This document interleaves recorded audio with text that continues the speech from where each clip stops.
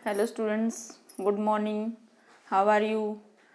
पीछे वाली जो वीडियो थी उसके अंदर हमने पढ़ा था कि सोवियत संघ जो था उसका पतन किस प्रकार हुआ, उसका विघटन क्या हुआ, उसके लिए कौन कौन सी जो बातें थी वो जो जिम्मेदार थी जिसकी वजह से सोवियत संघ का विघटन हुआ था। जैसे कि मिखाइल गोर्बाचेव है जो सोवियत संघ का नेता, जो सोवियत संघ के अंदर सुधार करना चाहता था, लेकिन उसकी सारी जो बातें हैं वो उसके बिल्कुल अपोजिट हुई। यानी कि वो जो करना चाहता था उसकी बजाय वो सारा कुछ उसका उल्टा हो गया। तो उसके बाद क्या हुआ, सोवियत संघ का विघटन किस प्रकार हुआ, वो सब बातें आज इसके अंदर हम पढ़ेंगे। सोवियत संघ का विघटन क्यों हुआ, विश्व की दूसरी सबसे बड़ी महाशक्ति अचानक कैसे बिखर गई। सिर्फ सोवियत संघ और संघ और साम्यवादी के अंत को समझने के लिए यह सवाल पूछना जरूरी नहीं है। यह सवाल किसी भी राजनीतिक व्यवस्था के पतन को समझने के लिए बहुत जरूरी है, क्योंकि सोवियत संघ के रूप में न तो कोई राज्य व्यवस्था पहली बार टूटी और न ही कोई आखिरी बार। सोवियत संघ के विघटन के कुछ विशेष कारण जरूरी हो सकते हैं, लेकिन इस मामले में एक सर्वसामान्य सबक सीख मिलती है। इसमें कोई संदेह नहीं है कि सोवियत संघ की राजनीतिक अर्थव्यवस्थाएं अंदरूनी कमजोरियों के कारण लोगों की आकांक्षाओं को पूरा नहीं कर सकी। यही सोवियत संघ के पतन का कारण रहा। कई सालों तक अर्थव्यवस्था गतिरुद्ध रही और जिससे उपभोक्ता वस्तुओं की बड़ी कमी हो गई और सोवियत संघ की आबादी का एक बड़ा हिस्सा अपनी अर्थव्यवस्था को रोक नहीं सका। और यह व्यवस्था इतनी कमजोर कैसे हुई, इस इन सब बातों के बारे में हम पढ़ेंगे। और अर्थव्यवस्था की गतिरोध को क्यों आई, और इसका उत्तर काफी हद तक साफ है। इस सोवियत संघ ने अपने संसाधनों का अधिकांश परमाणु हथियार और सैन्य साजो सामान पर अपने पिछलुगु देशों के विकास पर भी खर्च किए ताकि वे सोवियत गण नियंत्रण में बने रहे। इससे सोवियत संघ का गहरा आर्थिक दबाव बना रहा और सोवियत अर्थव्यवस्था इनका सामान नहीं कर सकी। इसी के कारण एक और बात हुई, पश्चिमी मुल्कों की तरक्की के बारे में सोवियत संघ के आम नागरिकों की जरूरतें जो हैं उनकी जानकारी बढ़ी और वे अपनी राज्य व्यवस्था और पश्चिमी देशों की राज्य व्यवस्था को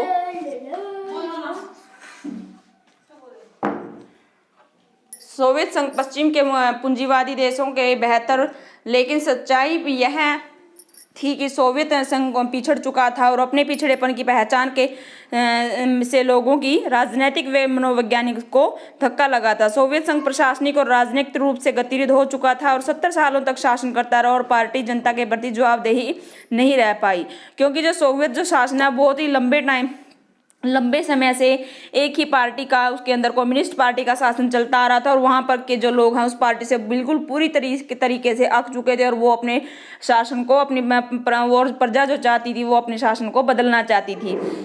मिखाइल गोर्बाचेव के सुधारों में इन समस्याओं का समाधान का वायदा था, लेकिन गोर्बाचेव ने अर्थव्यवस्था को सुधारने, पश्चिम की बराबरी पर लाने के लिए प्रशासनिक ढांचे में ढील देने का वायदा किया। गोर्बाचेव तो रोगों का ठीक करने का निदान कर रहे थे, लेकिन सुधारों को लागू करने का प्रयास भी ठीक था। ऐसे में आपको आश्चर्य हो सकता है कि फिर सोवियत संघ टूटा क्यों। इस बिंदु पर आकर उत्तर ज्यादा विवादित हो जाते हैं और इस स्थिति में आकर हम इतिहासकार शायद ज्यादा बेहतर ढंग से समझा पाएंगे। सबसे सटीक उत्तर यह जाना जाता है कि गोर्बाचेव ने सुधारों को लागू किया और व्यवस्था को ढील दी तो 3 लोगों ने आकांक्षाओं अपेक्षाओं का ऐसा जोर उमड़ा जिसका अनुमान शायद ही कोई लगा सकता था और इस पर काबू पाना अर्थ में असंभव हो गया। सोवियत संघ में जनता के एक तबके की सोच का कि गोर्बाचेव को ज्यादा तेज गति से कदम उठाने चाहिए थे और यह लोग उनकी कार्य पद्धति पर धीरज खो बैठे और निराश हो गए कि लोगों ने जैसा सोचा था वैसा फायदा उनको नहीं मिल रहा था। और वो जनता के एक हिस्से, खासकर कम्युनिस्ट पार्टी के सदस्य और वे लोग जो सोवियत संघ व्यवस्था के फायदे में थे के विचार में इसके विपरीत खड़े थे। इनका कहना था कि अगर सत्ता और विशेषाधिकार अब हम कम हो रहे हैं तो गोर्बाचेव बहुत जल्दबाजी दिखा रहे हैं और खींचातानी में गोर्बाचेव का समर्थन हर तरफ से किया जाता रहा था और जनमत आपस में बढ़ रहा था। जो लोग उनके साथ में खड़े थे वो मोहभंग हुआ था और ऐसे लोगों का सोचना था कि गोर्बाचेव खुद की अपनी नीतियों को ठीक तरह से बचाव नहीं कर पा रहे हैं।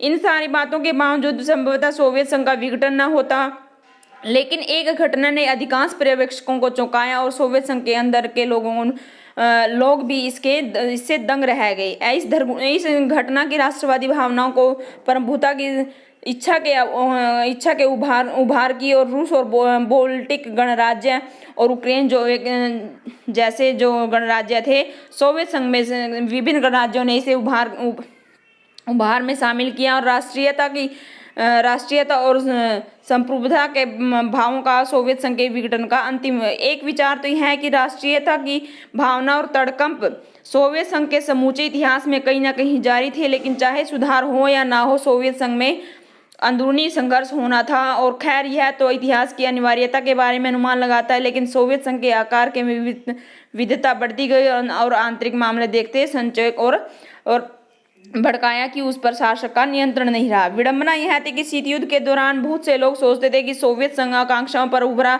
और सबसे दमदार होगा, लेकिन ये गणराज्य रूस के में धार्मिक और नस्ली लिहाज पे अलग अलग आर्थिक रूप से पिछड़ गए थे। लेकिन हुआ यह है कि सोवियत संघ के प्रति राष्ट्रीय असंतोष यूरोपीय अपेक्षाकृत समृद्ध गणराज्य रूस, यूक्रेन, जॉर्जिया और बाल्टिक क्षेत्र में सबसे प्रबल नजर आया। यहाँ के आम लोग अपने को मध्य एशियाई गणराज्यों के लोगों से अलग महसूस कर रहे थे। उनका आपस में भी लगाव था, और गणराज्यों में लोगों के भाव घर कर गया था कि ज़्यादा पिछड़े इलाकों में सोवियत संघ में शामिल रहने की भारी कीमत चुकानी पड़ सकती है।